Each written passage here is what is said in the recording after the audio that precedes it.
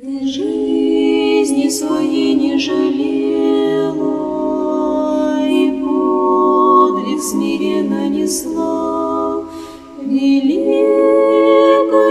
Елизавета, княгиня раба Христа, подобная ангелу светлому, таинственна и проста. С российским игуменом Сергием Россия-игуменья, умевшая горе облегчить, руками весь мир обнять, умом восходящая вечность, за каждого рада страдать.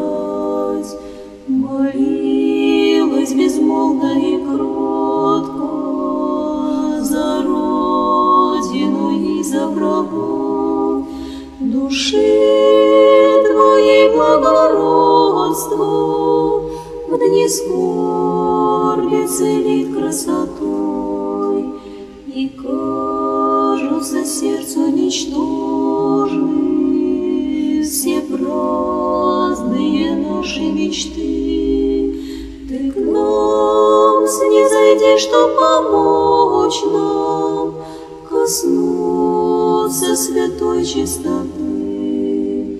С надеждой пред образом молимся, о, дай в вере всем устоять, пройти путь тернистый Господу, как Ты до конца все отдашь.